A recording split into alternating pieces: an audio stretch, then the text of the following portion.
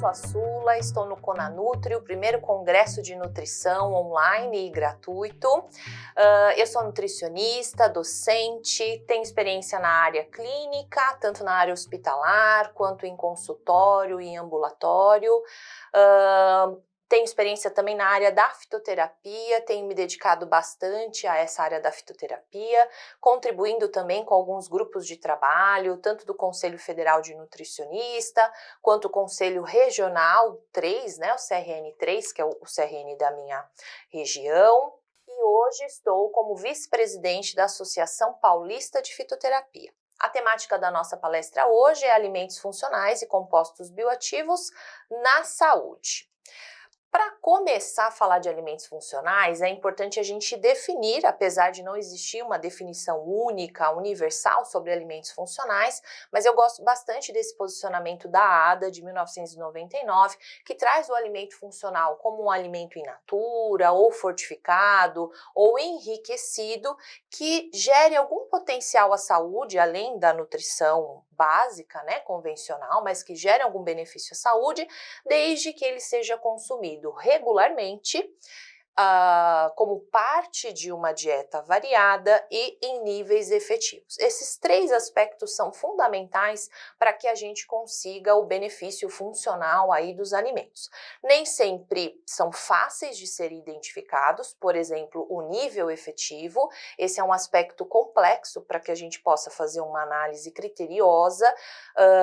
Os estudos com alimentos funcionais ou com os compostos bioativos, que são as substâncias desses alimentos que têm uma relação maior com uma propriedade funcional, nem sempre nós conseguimos visualizar nos estudos, dependendo do modelo do estudo, né, do tempo de acompanhamento, a metodologia em si, nem sempre a gente consegue identificar quais são esses níveis.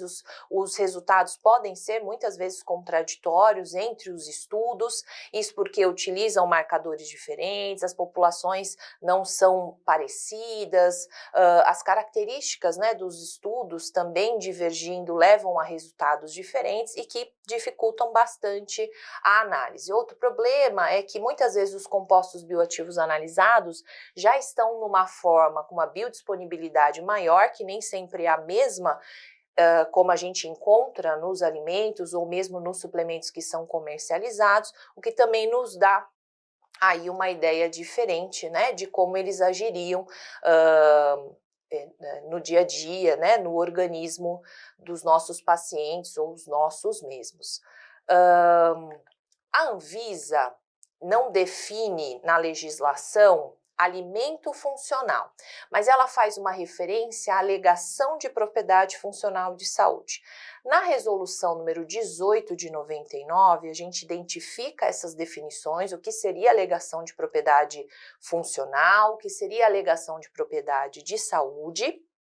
E um aspecto interessante nessa definição é que eles entendem tanto o alimento quanto o ingrediente desses alimentos, né? E depois a gente vai ver lá na frente a possibilidade de comercializar esses compostos bioativos na forma de suplementação, mas o destaque é, além de nutrir, como nós vimos lá, né, da definição da ADA, no posicionamento da ADA, além de nutrir, eles vão gerar algum benefício à saúde, seja por alterações fisiológicas ou metabólicas, ou mesmo algum impacto benéfico na saúde. E são alimentos ou ingredientes que devem ser seguros para o consumo humano sem a necessidade de supervisão médica, ou seja, são alimentos ou são suplementos que hoje, com a nova regulamentação que eu vou mostrar para vocês, né, dos compostos bioativos, eles entram numa classificação de suplementos que não exigem a prescrição médica. Então, qualquer profissional não médico, desde que tenha conhecimento, né, perícia para sua prescrição, podem prescrevê-los. Não se pode fazer nenhuma alegação de prevenção de doenças ou cura nesses produtos que são comercializados com alegação de propriedade funcional ou de saúde.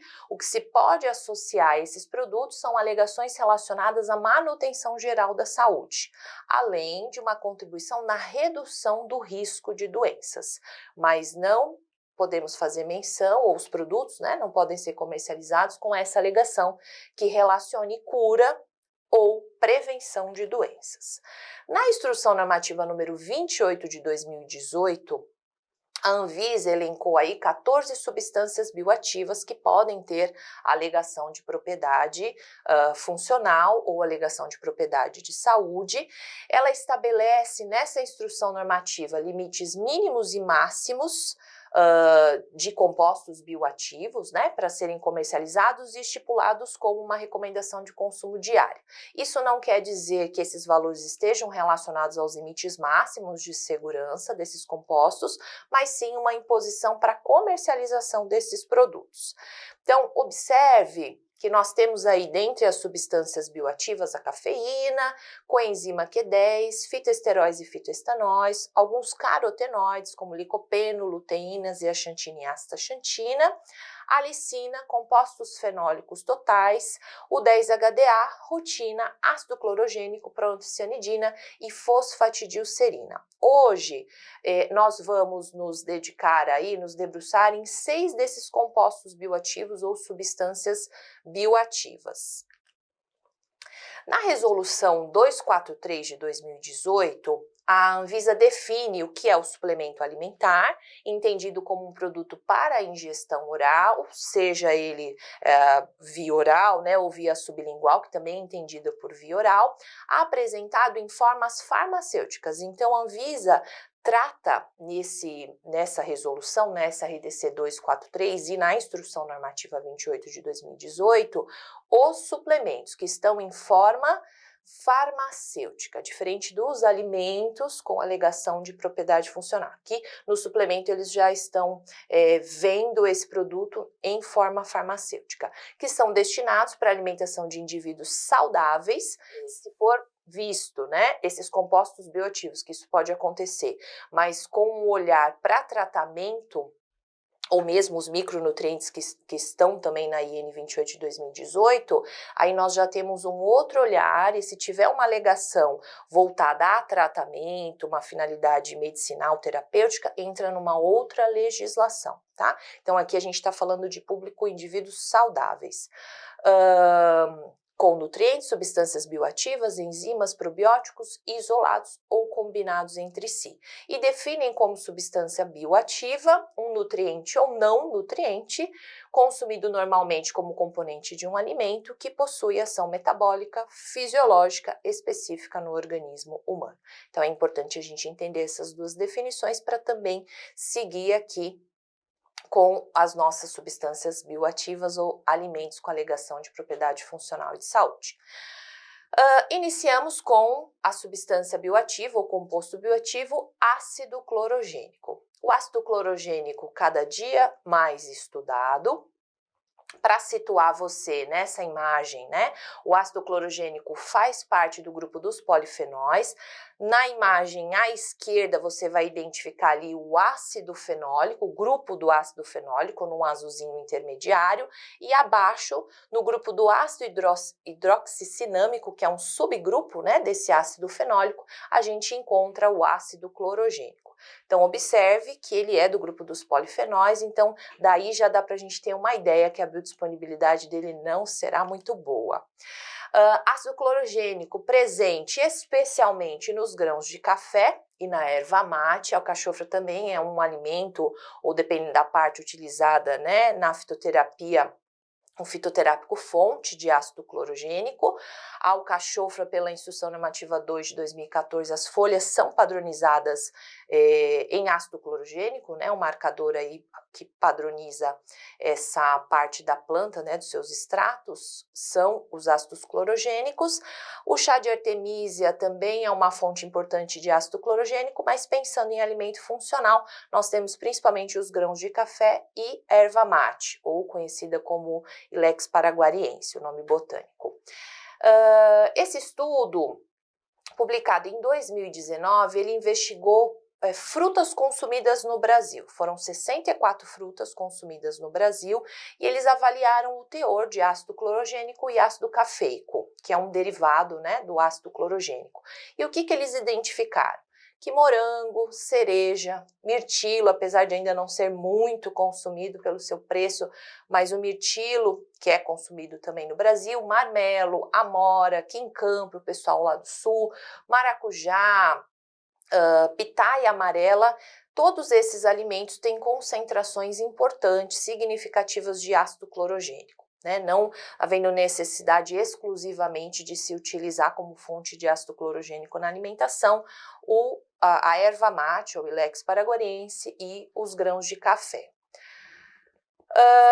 Por ser um polifenol, não diferentemente, o ácido clorogênico tem uma baixa absorção, né, no trato gastrointestinal proximal. Essa absorção ela melhora a partir do momento da formação dos seus metabólitos, especialmente ácido cafeico e ácido ferúlico. Pensando em grãos de café e erva mate, a torrefação prejudica bastante a quantidade desse ácido clorogênico. Quanto mais exposto a esse processo de torrefação, menor vai ser a quantidade do ácido clorogênico. E ainda não está muito claro qual é o papel da matriz alimentar na biodisponibilidade desse ácido clorogênico. Com foco na contribuição na saúde, o ácido clorogênico é explorado, os estudos exploram, né, principalmente esse contexto das doenças metabólicas. Então, se você observar aí nessa figura do lado esquerdo, é apontada a ação antioxidante do ácido clorogênico. Então, vários estudos mostram a sua alta capacidade antioxidante por diferentes métodos, né, de análise, mostrando uma contribuição no controle das espécies reativas de oxigênio, que contribuem diretamente para o controle da inflamação. E a gente sabe que a inflamação crônica de baixo grau, ela está na base, né, de diversas doenças crônicas não transmissíveis, obesidade, doenças cardiovasculares, diabetes mellitus, câncer, entre outras doenças. Então, a gente tem uma contribuição também na redução do risco por essa ação nessas diversas doenças. Além disso, nós temos aí uma contribuição por essa atuação antioxidante numa menor disfunção endotelial, um melhor ajuste, né, dessa função endotelial, com uma contribuição no controle da pressão, tanto sistólica quanto diastólica. No meio, no centro da imagem, nós temos aí a atuação do ácido clorogênico no metabolismo lipídico. Então, muitos estudos do ácido clorogênico estão concentrados nessa área também do metabolismo lipídico. Então, observe que há uma atuação do ácido clorogênico na diminuição do receptor, da atividade, né, do receptor LXR-alfa. Esse fator de transcrição está relacionado com a síntese de gorduras e de triglicerídeos, então, havendo uma redução dessa atividade, a gente tem uma contribuição também na redução da síntese, aumento do fator de transcrição PIPAR-alfa, então, maior biogênese mitocondrial para auxiliar também, né, no funcionamento das mitocôndrias para utilizar essa gordura. Apesar de não ser uma equação tão simples, aumentar a expressão e atividade de PIPAR-alfa não necessariamente vai impactar no aumento de PGC-alfa e no aumento de proteínas, né, de RNA que produz as proteínas relacionadas à biogênese mitocondrial, mas é uma linha de raciocínio que os estudos tentam explorar. Redução da atividade da expressão, né, do PIPAR-gama, que vai contribuir com menor quadro inflamatório, maior gasto energético, exigindo mais aí um fluxo de lipídios para que eles futuramente sejam beta-oxidados. Redução do FAS, que é uma enzima relacionada à síntese de gorduras. Redução de acetil-CoA-carboxilase, que está abreviada para você como ACC. Quando a gente tem atividade da acetil-CoA-carboxilase, ela utiliza como substrato malonil-CoA e entramos aí numa via de síntese de gorduras e triglicerídeo. Aumento da beta-oxidação, que acontece na mitocôndria, na membrana interna da mitocôndria, então a gente tem ali a CPT, carnitina palmitoiltransferase, deslocando esses ácidos graxos de cadeia longa para o interior da mitocôndria para ocorrer a beta-oxidação. Então, vai haver maior consumo de lipídio também para beta-oxidação. Interferência do ácido clorogênico na HMG-CoA redutase, que é uma das principais enzimas envolvidas na síntese do colesterol, ou seja, então a contribuição do ácido clorogênico diretamente na redução da síntese do colesterol, melhora dos níveis da adiponectina, então a gente também tem uma contribuição na redução da inflamação e melhora de sensibilidade insulínica e aumento da fosforilação da AMPK, é uma via importante para regular tanto o metabolismo lipídico quanto o glicídico, né, energético de uma forma geral. O resultado dessa atuação vai ser menores níveis de triglicerídeo, colesterol total e LDL, e também alguns estudos mostrando uma contribuição no menor acúmulo de gordura no fígado, então uma proteção também, uma redução de risco para a esteatose hepática.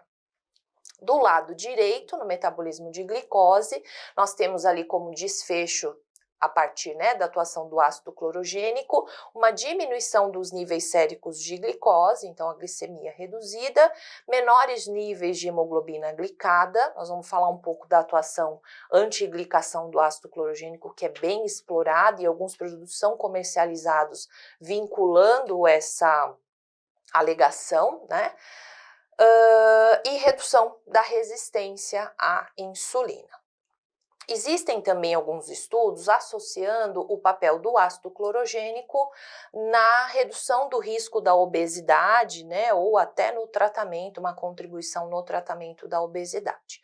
Quais seriam os mecanismos de ação propostos nos estudos? Alguns nós já até vimos na figura anterior. Então, modulação do PPAR-gama, que está relacionado com uma menor inflamação, um menor processo de inflamação crônica de baixo grau, maior gasto energético, né, exigindo maior gasto aí do organismo, aumento do PPAR-alfa, contribuindo com biogênese mitocondrial, com aquelas ressalvas que nós já vimos aí anteriormente, maior gasto energético com termogênese, então ativação de UCP, aumentando a dissipação de energia na forma de calor e melhora da sensibilidade à insulina, que é um processo importante.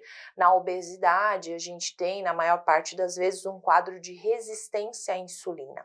Pelo próprio excesso do consumo de nutrientes, nós temos ali na ativação de algumas quinases importantes um prejuízo na via de sinalização da insulina quando ela se liga no seu receptor. Então, o que contribui também com um quadro de resistência insulínica. E outros fatores, né? Mas vinculando diretamente a essa ação, nós temos esse prejuízo.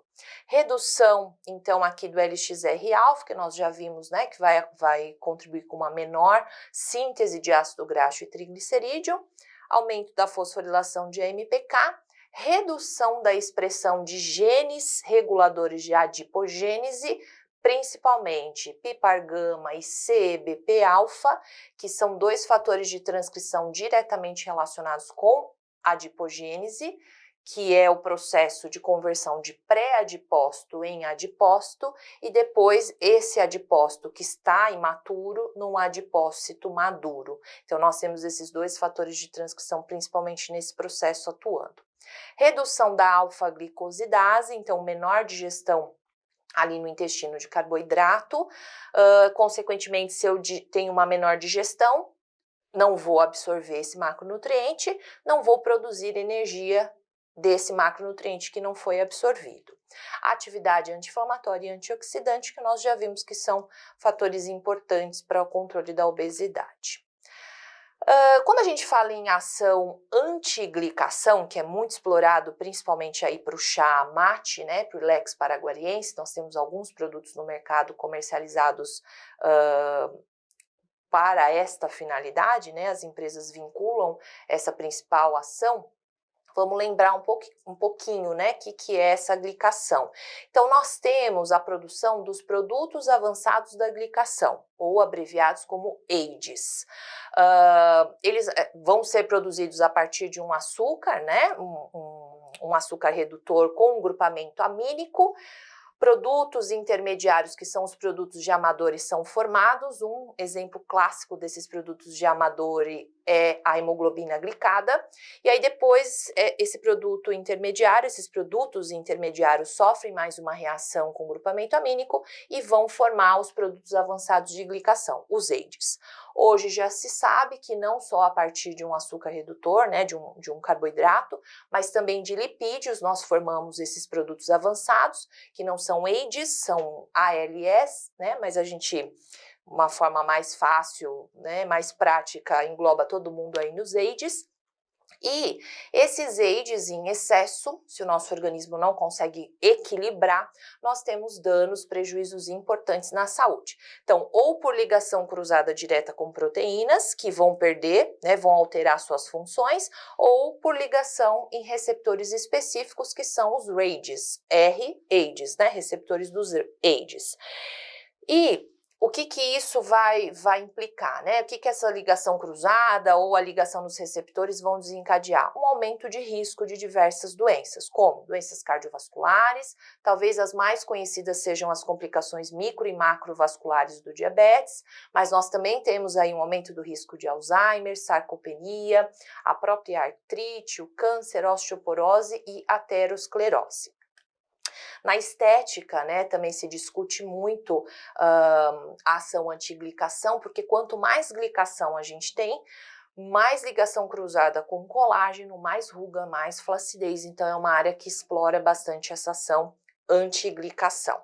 E esse é um estudo que investiga essa capacidade de antiglicação dos ácidos clorogênicos, mostrando que a atuação deles seja principalmente pela característica antioxidante e quelante, mas bem como essa capacidade de aprisionar os dicarbonilos reativos. Então, dessa forma, o ácido clorogênico, independente de onde ele venha, né, da origem dele, ele tem essa capacidade, sim, antiglicante interessante. O problema é qual é a dosagem, né, qual é a dose ideal na prática clínica, para que a gente tenha esse efeito. Então, isso também não está claro na literatura e dificulta bastante a tomada de decisão em relação à dose.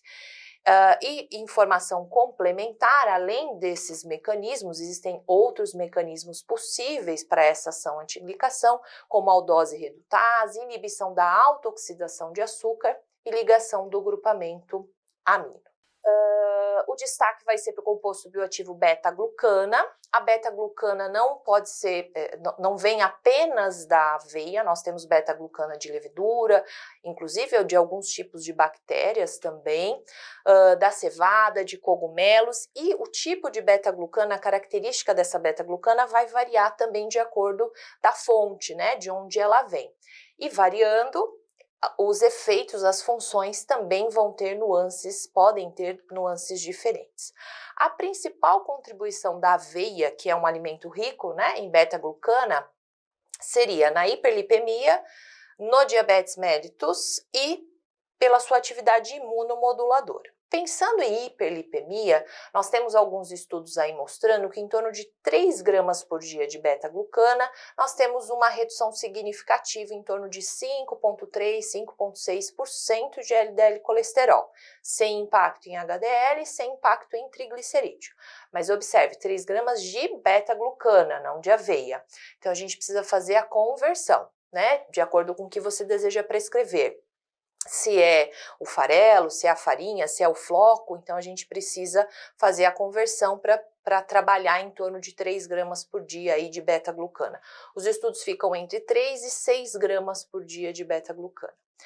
Para controle glicêmico, os estudos têm mostrado que talvez essa quantidade seja um pouquinho maior do que 3, né, em torno de 5 gramas por dia, para que haja um controle efetivo dessa glicemia pós-prandial. E na atividade imunomoduladora, as doses ainda são contraditórias, a gente ainda não tem uma definição mais concreta, né, dessa quantidade. Além da beta-glucana, vale a pena destacar um composto polifenólico que é a avenantramida. Esse composto tem uma ação antioxidante importante e, além disso, ele reduz a atividade de moléculas de adesão, como a ICAM, a VCAM, reduz também a atividade de E-selectina, interleucinas inflamatórias, que são fatores de risco para as doenças aterogênicas. Então, esses compostos fenólicos associados com a beta-glucana potencializam a ação anti-aterogênica e anti-inflamatória. Com foco nos mecanismos, os possíveis mecanismos de ação para controle tanto da hiperlipemia quanto da hiperglicemia, um dos pontos principais seria a produção de ácido graxo de cadeia curta a partir da microbiota intestinal. Então, pensando na dislipidemia, com o aumento da proporção de propionato em relação ao ácido acético, a gente teria menos substrato, né? O ácido acético é um substrato importante para a biossíntese de colesterol. Então, haveria aí uma contribuição na redução da biossíntese do colesterol. Além disso, o aumento de ácido propiônico e ácido butírico, alguns estudos apontaram redução do RNA mensageiro de HMG-CoA redutase, que é uma das enzimas chaves para a síntese de colesterol. Ação antioxidante é importante, vimos a diminuição de moléculas de adesão, a ação da própria fibra solúvel em si, né? Então formando compostos insolúveis com colesterol e com gordura, e pela ação física, também mecânica, diminuindo a velocidade de absorção da glicose. E além disso, alguns estudos mostram um aumento nos níveis de adiponectina, que vão contribuir com melhor sensibilidade à insulina e menor inflamação. A atividade imunomoduladora vai depender muito da estrutura conformacional dessa beta-glucana, que vai variar de acordo com a origem, né, dessa beta-glucana também. Então, aqui alguns exemplos, né, da beta-glucana com ligação beta-1,3, associada aos ramos beta-1,6. Então, essa é uma configuração que agrega uma forte ação imune, né, uma contribuição importante aí no sistema imunológico. Mas tanto o tipo de ligação, a ramificação, o grau de solubilidade vão contribuir com maior ou menor atuação no sistema imune. E ao contrário do que se pensava que glucanas, né, beta-glucanos menos solúveis não teriam ação no sistema imune, hoje já se sabe que tanto os mais solúveis quanto os menos solúveis podem sim contribuir de forma significativa com a ação imune. Brássicas. Esse grupo tão explorado na literatura continua sendo muito estudado, então os alimentos que compõem aí o grupo das brássicas, couve-manteiga, repolho, couve de Bruxelas, couve-flor, brócolis, rúcula, contêm um composto bioativo chamado glicosinolato. Entretanto, esse glicosinolato, biologicamente, ele é inativo. Então, nós precisamos aí convertê-lo, né, hidrolisá-lo a isotilcianato, que é o composto bioativo biologicamente ativo. Só que os produtos da hidrólise não se concentram apenas no isotilcianato, mas também em nitrilos e tilcianatos. O nitrilo e o tilcianato, eles não têm atividade biológica, pelo menos as quais são estudadas, né, para o isotil, eles não têm a mesma atividade, não têm atividade biológica nos seres humanos. Os alimentos vão ter concentrações diferentes dessas proteínas, desses 3 tipos de proteínas, que vão direcionar, dependendo da quantidade, da forma de preparo também, vão direcionar a hidrólise dos glicosinolatos. Então, eu deixei abreviado para você aí glicosinolato como GSL. Quem catalisa essa reação é a mirosinase, que é uma beta-tilglucosidase. Além da mirosinase, a gente tem a microbiota intestinal também como um agente que vai desencadear a hidrólise. Apesar de ser questionado, eu vou mostrar um estudo que questiona um pouco essa atuação da microbiota em seres humanos, mas seriam 2 formas da gente conseguir fazer essa hidrólise do glicosinolato. Esse estudo mostra para a gente quais são os principais glicosinolatos dos alimentos e os principais isotilcianatos que são formados. O mais explorado nos estudos é o sulforafano, que é o mais explorado, né, tanto nacionalmente como internacionalmente nos estudos. Pensando na mirosinase e na EPS, que é uma daquelas proteínas, né, que eu apresentei no primeiro slide de Brássica, elas têm diferentes estabilidades térmicas. Pensando num cozimento leve, entre 60 e 70 graus Celsius, nós vamos ter uma atividade reduzida da EPS e uma manutenção da atividade da mirosinase, o que é interessante. Por quê? Com essa configuração, nós vamos ter uma maior produção de isotiocianato, que é o composto bioativo com atividade biológica ativa, e uma menor produção de produtos nitrílicos. Os estudos apontam também que a formação de sulforafano se dê em maior proporção quando o pH fica entre 5 e 6 e a temperatura entre 14 e 25 graus. Ainda faltam muitos estudos sobre biodisponibilidade, nós vamos ver algumas outras informações, mas também é um grupo de alimentos em que nós temos muitas dúvidas em relação à biodisponibilidade e, consequentemente, a contribuição efetiva na saúde desse grupo de alimentos. Então, a hidrólise por meio de mirosinase ou microbiota intestinal, substrato e enzima estão nesses alimentos, mas estão em compartimentos celulares diferentes, sendo assim há necessidade de uma boa mastigação ou o próprio corte, né, do vegetal.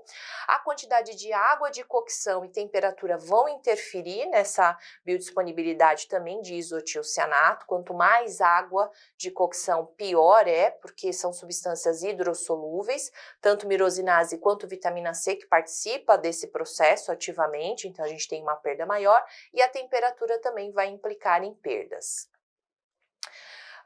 O cozimento, tanto o cozimento convencional, cozimento a vapor e no micro-ondas quase zeram a quantidade de mirosinase. Sendo assim, a gente faz uma inferência de que a maior contribuição então seja, né, da hidrólise a partir da microbiota intestinal.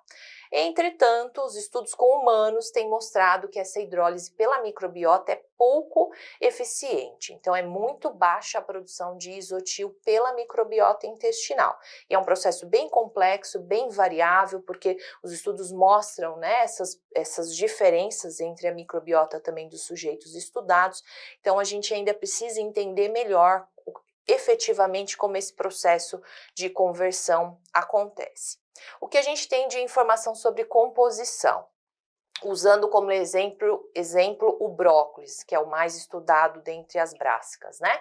Que os brócolis jovens vão ter maior concentração do glicosinolato. Observe, glicosinolato, a gente precisa saber depois quanto de isotil, né? Como que a gente consegue pensar na prática clínica, porque do glicosinolato para o isotil tem um caminho longo que é a tal da biodisponibilidade.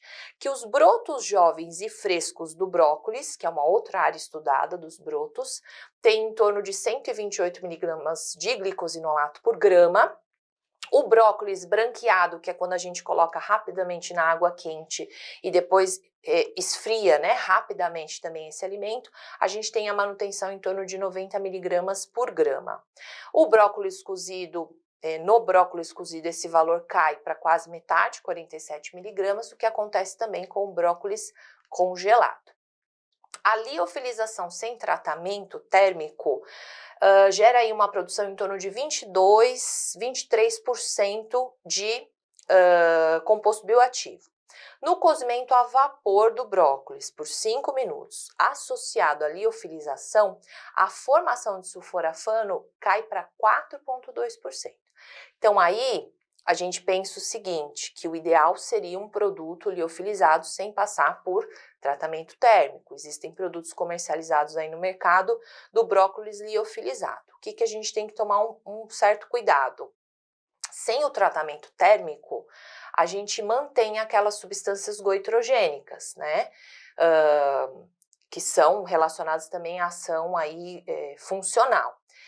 E esses agentes goitrogênicos prejudicam a captura de iodo pela tireoide. Então, nós temos relatos, inclusive, em literatura dos prejuízos, né, com alto consumo de alimentos do grupo das brássicas, em grande quantidade, sem tratamento térmico, no prejuízo da função tiroidiana. Então, a gente também tem que ter uma certa cautela, a gente precisaria de estudos mostrando quais são os benefícios desses alimentos liofilizados, e quais seriam os riscos também associados à saúde. Bom, em relação ao aquecimento leve, em torno de 60, no máximo 70 graus Celsius, a gente tem estudos in vitro mostrando aí uma formação de sulforafano em torno de 97,9%. Pensando na prática clínica, o ideal seria a gente trabalhar com o cozimento com temperaturas bem baixas e por pouco tempo para tentar otimizar o máximo possível esses compostos. Contribuições na saúde. Principal contribuição: quimioprevenção e redução de inflamação. Então, observe nessa figura, do lado direito, nós temos aí uma setinha, né, com um corte mostrando o bloqueio dessa via inflamatória, que na verdade não está escrito, mas é o NF-κB, né, o fator de transcrição NF-κB, tem dois dímeros aí, o P50 e o P65, que formam esse fator de transcrição. Ele está inibido por essa bolinha aí, por esse desenho pretinho, né, IKB-alfa. No citoplasma, quando ele está ligado ao IKB-alfa, ele está inibido. Num processo inflamatório, a IKK, ela fosforila esse IKB-alfa e ele se solta do NF-κB. Ou seja, o NF-κB fica livre para migrar para o núcleo da célula. Quando ele migra para o núcleo da célula, nós temos um estrago importante, porque NF-κB, ele ele ativa, né, mais de 400 genes relacionados à inflamação. Então, esse processo de retirada, né, de fosforilação do IKB-alfa é muito ruim, porque nós vamos ter aí uma via inflamatória, né, a ativação de várias vias inflamatórias. Lembrando que essa inflamação está diretamente relacionada a várias doenças crônicas não transmissíveis. Uma vez que os isotilcianatos, abreviados aí como ITC, eles bloqueiam essa via, a gente tem um fator de proteção importante para reduzir o risco dessas doenças. E do outro lado, sinalizado como verdinho, uma ativação de via, nós temos a ativação do NRF2, um outro fator de transcrição, ou conhecido como NRF2, que também está inativado com a CAP1, que é o seu inibidor no citoplasma. A partir do momento que essa via é ativada, nós temos a saída dessa CAP1 e a translocação desse NRF2, NRF2, para o núcleo da célula. Esse é um fator de proteção importante, não só para o câncer, né? Por que a gente associa aqui como um fator de proteção para o câncer, para uma quimioprevenção? Porque ele aumenta, o NRF2 vai aumentar as enzimas de fase 2 de detoxificação. Lá no processo de detoxificação, a gente tem as enzimas de fase 1 e enzimas de fase 2.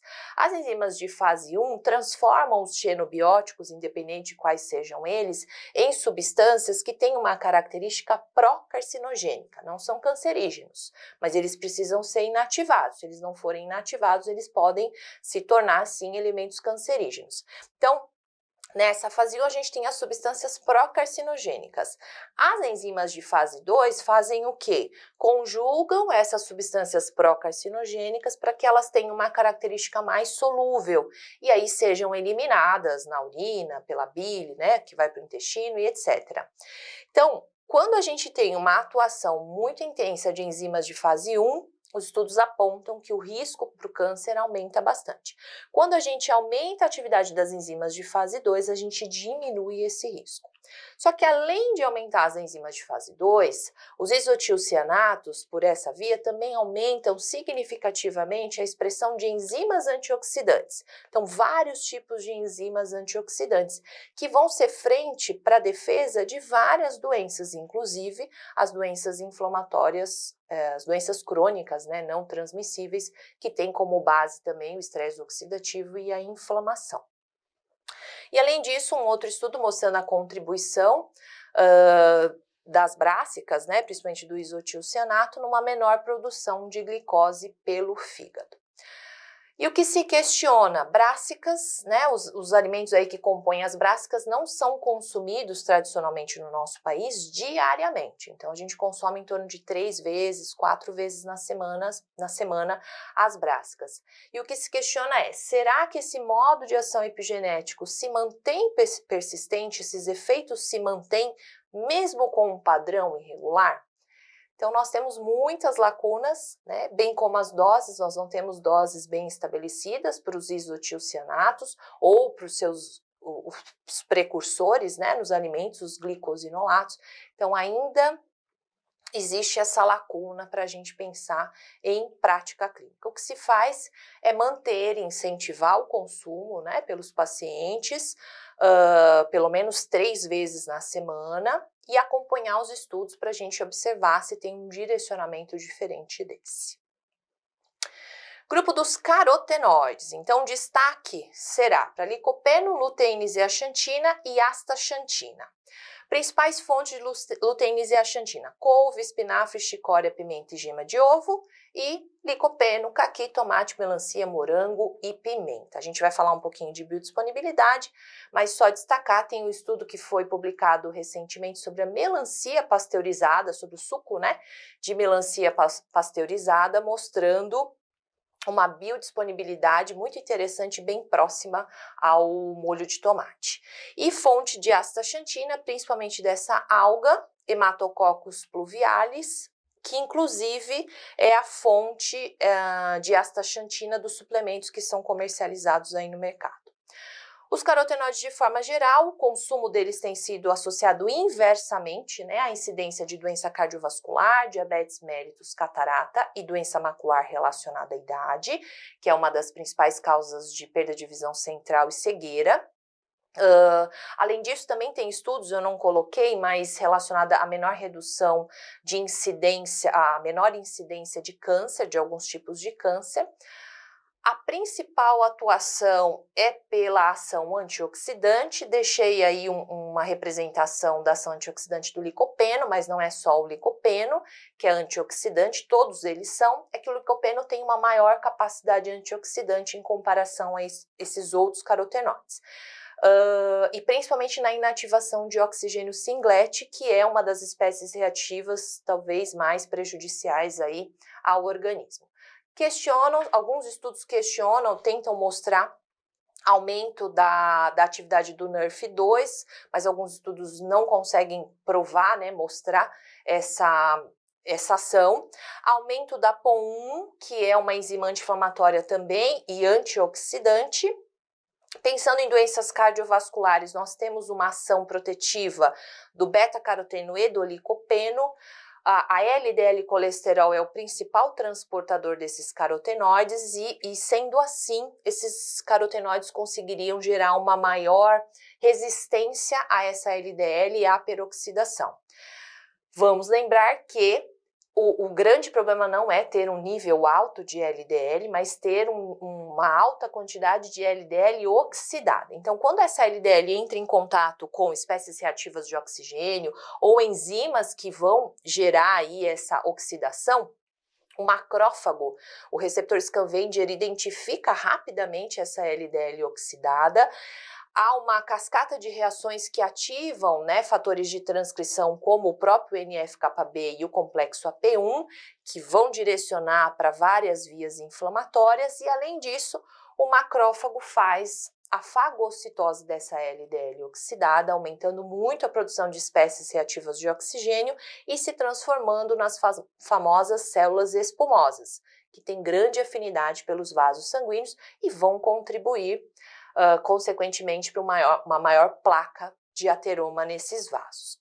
O licopeno especialmente, ele tem uma ação hipolipemiante e também vai contribuir com uma redução de fatores protrombóticos e pró-inflamatórios, gerando uma proteção a mais para as doenças cardiovasculares. Diabetes mellitus. Um grande problema aqui nesse contexto do diabetes é o estresse oxidativo, aumentando tanto o risco para DM1 como progressão para DM2. Hiperglicemia, hiperinsulinemia e resistência insulínica, que está presente, né, nesse quadro do diabetes, aumentam expressivamente as espécies reativas de oxigênio. E os carotenoides entram nesse contexto, controlando o estresse oxidativo e reduzindo o risco de DM1 ou reduzindo a progressão do DM2. Catarata e doença macular relacionada à idade também tem como base o estresse oxidativo. E na doença macular, também nós temos aí uma questão de circulação sanguínea, né? Mas o quadro principal aí envolve estresse oxidativo. Os carotenoides, especialmente luteína e zeaxantina, geram uma proteção maior que outros carotenoides ou outros antioxidantes nesses tecidos, filtrando mais a luz azul, em que a gente tem uma exposição constante, né, mesmo as crianças, por meio do celular, notebook, tablet, etc., que aumentam bastante o risco de estresse oxidativo. No caso da luteína, a gente tem proteínas específicas que mantêm essa luteína na mácula, permitindo uma maior fotoproteção nessa região. Então, a luteína tem sido muito associada à proteção, à redução do risco, né, aí da doença macular relacionada à idade ou o avanço rápido dessa doença em pacientes que já a tenham.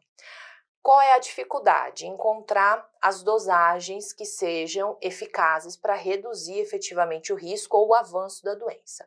Então, muitas publicações recentes saíram a respeito disso, discute-se muito, né, qual seria essa quantidade. Alguns estudos mostram que em torno de 6 miligramas por dia nós teríamos uma dose eficaz, outros estudos questionam, mostrando que talvez 2,5 miligramas já seja, né, uma dose autossuficiente para reduzir o risco. Alguns questionam que talvez essas dosagens sejam mais eficazes para pacientes que tenham baixo estado nutricional de luteína, então não é possível concluir efetivamente qual é a dose em que a gente poderia trabalhar para reduzir o risco. O que se tem também em literatura que até 20 miligramas por dia é uma dose segura de utilização, e de zeaxantina em torno de 10 miligramas por dia nós teríamos aí doses seguras, né? Os estudos usam entre 3 e 5 miligramas de zeaxantina. Para desaceleração da progressão, alguns estudos chamam a atenção da necessidade não apenas dos carotenoides, também deles, mas não apenas, mas de outros agentes antioxidantes e anti-inflamatórios como o ômega 3, vitamina C e vitamina E, zinco, selênio, B9, B12 e também a importância do controle do índice glicêmico para diminuir glicação, o que seria um fator também prejudicial nesse contexto. E outros discutem a importância da combinação de um estilo de vida saudável, um padrão alimentar saudável, né, adequado para esse contexto de saúde, associação com atividade física, o não tabagismo, não consumo de álcool e etc. A astaxantina, os estudos também exploram essa capacidade dela antioxidante e eu trouxe um dos estudos que explora a atuação dela na disfunção mitocondrial. A gente sabe que essas doenças crônicas não transmissíveis e várias outras doenças têm também aí esse papel importante da disfunção mitocondrial. E esse estudo explora pela capacidade antioxidante da astaxantina a diminuição da intensidade dessa disfunção ou até um fator protetivo para que não haja essa disfunção, diminuindo a velocidade de envelhecimento, na instalação de doenças inflamatórias, né? E aí eles destacam algumas doenças neurodegenerativas, cardiovasculares, hepáticas e as complicações metabólicas de uma forma geral. E esse outro estudo também nessa linha, mostrando diversos mecanismos de ação, a contribuição da astaxantina como um fator protetivo para essas doenças que nós já vimos, mas aqui outras, né, como a hipertensão, o diabetes, o câncer, e contribuições benéficas também na saúde da pele. Tem alguns estudos que se voltam também para essa área da saúde da pele. Na atividade imunomoduladora, nós temos aí algumas evidências dos carotenoides modulando proliferação de linfócitos, produção de citocinas e imunoglobulinas e atividade fagocítica também. Tanto de carotenoides que se convertem em vitamina A, quanto de carotenoides que não se convertem em vitamina A. E para fechar esse bloco de carotenoides, vamos falar um pouquinho de biodisponibilidade. Eu vou me dedicar aqui alguns minutos em licopeno, porque o raciocínio é muito parecido para todos eles. E a biodisponibilidade de licopeno é o que a gente tem mais explorado na literatura. Fator 1, matriz alimentar. Então, a matriz vai interferir na biodisponibilidade. Por isso que quando a gente pensa no molho de tomate, a gente vai contribuir com uma melhor biodisponibilidade. Por quê? O alimento está processado, é mais fácil acessar esse composto bioativo. Forma isomérica do licopeno. O isômero cis-licopeno é o que tem melhor biodisponibilidade. Quem vai auxiliar nesse processo de conversão? O calor, por isso o molho é uma referência, né? O aquecimento do tomate é uma referência para a biodisponibilidade, porque o calor favorece essa configuração cis. O pH ácido do estômago também favorece essa conversão de trans para cis. Quantidade e tipo de gordura dietética vai ser um fator importante. Licopeno é lipossolúvel e ele precisa das micelas para ser emulsificado e, consequentemente, absorvido. Há uma interação entre os próprios carotenoides na micela, então uma disputa entre eles na absorção. A presença de fibra é controverso ainda na literatura, mas parece que as fibras do próprio alimento prejudicam um pouquinho a absorção. Processamento, né, e pH, a gente já viu que são fatores importantes para converter o isômero cis. Em relação ao cálcio, nós temos algumas evidências na literatura mostrando que o licopeno diminui a disponibilidade de cálcio em torno de 84%. Então, isso é algo para a gente se atentar, se for fazer a prescrição do composto bioativo, né, essa chance é maior. Porque se for na forma de alimento, geralmente nas refeições almoço e jantar, onde nós vamos fornecer aí os alimentos ricos em licopeno, almoço e jantar nós trabalhamos com oferta de ferro principalmente, né? A gente trabalha com oferta de cálcio em outras refeições justamente para que não haja uma interação e um prejuízo na absorção do ferro não M. Na forma de suplementação do licopeno, essa chance é maior, porque a gente pode ter o licopeno associado em refeições que sejam fontes de cálcio. E provavelmente essa menor biodisponibilidade aconteça por alteração na carga elétrica da micela, que reveste o licopeno ali no processo de digestão. Então, é algo para a gente se preocupar em prática clínica. Pensando em redução do risco de doenças, os estudos com licopeno ficam entre 5 e 10 miligramas. Tem estudos tendenciando a 35 miligramas e tem estudos com doses muito maiores. Mas a maior parte dos estudos mostrando já uma contribuição significativa ficaria entre 5 e 10 miligramas por dia de licopeno. E o último grupo aqui são os fitoesteróis e os fitoestanóis. São de origem, né? São compostos bioativos de origem vegetal. Nós temos os estanóis e esteróis de origem animal, mas aqui essa palavrinha fito, né, faz menção a esteróis e estanóis que vêm de alimentos de origem vegetal. Estrutura semelhante à do colesterol e a principal contribuição à saúde é a atividade hipocolesterolêmica. Como agem os fitoesteróis e fitoestanóis? Eles se incorporam na micela e aí colesterol e gordura, uma boa parte dela acaba não se incorporando na micela, consequentemente não serão absorvidos. Uma vez incorporado, nós temos um transportador, que é o NPC1L1, que leva esse fitoesterol para dentro do enterócito, e depois nós temos os cotransportadores que tiram esse fitoesterol do enterócito e voltam eles para o lumen intestinal, que são conhecidos como ABC, G5 ou G8. O que os estudos apontam? Que um consumo entre 1,5 a 2 já é 2 gramas, né, por dia de fitoesterol já é o suficiente para implicar numa redução significativa de LDL colesterol. O consumo de 2 gramas por dia foi associado a uma redução de 10% no LDL colesterol. E esse impacto é muito maior quando associado a uma dieta com uma distribuição adequada de gordura saturada e colesterol em níveis, né, reduzidos também. Fitoesterol, nós temos estudos, né, fitoesteróis e fitoestanóis associados às estatinas.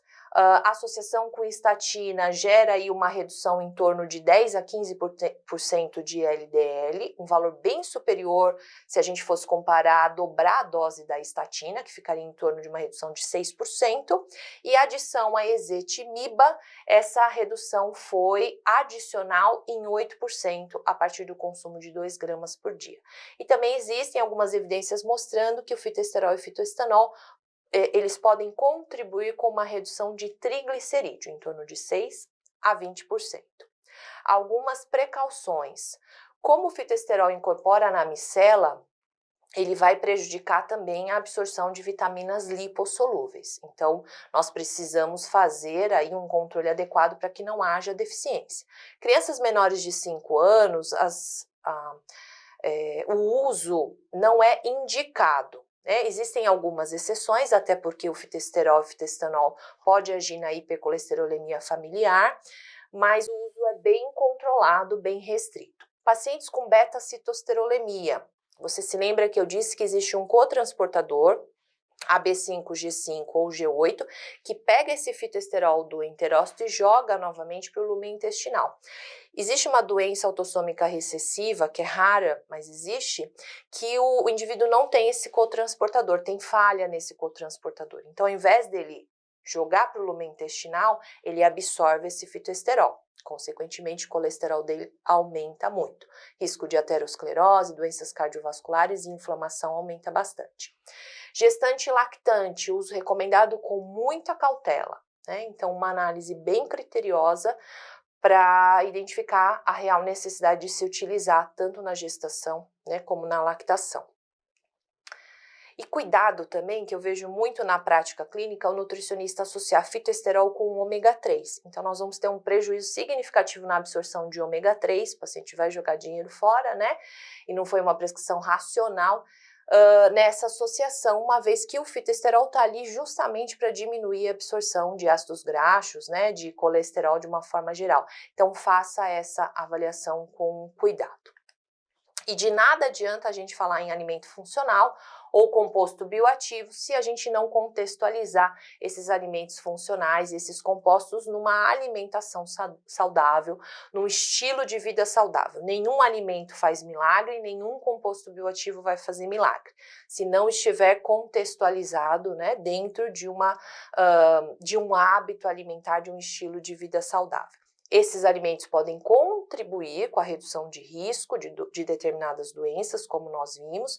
Ainda existem muitas lacunas nos estudos, muitas lacunas pensando em prática clínica, mas a gente vai avaliar no dia a dia cada caso, cada necessidade e sempre com um olhar muito de uma prescrição racional, né? Se há necessidade de prescrever ou composto bioativo, né, na forma de suplemento, ou daquele alimento que às vezes é um alimento mais caro ou não faz parte do hábito, ou se é sim interessante porque a gente vai aumentar a quantidade de fitoquímicos no alimento independente de não se saber ainda qual que é a dose adequada, quais vão ser as contribuições, quanto isso custa, né, para o paciente, qual é a real contribuição de tudo isso.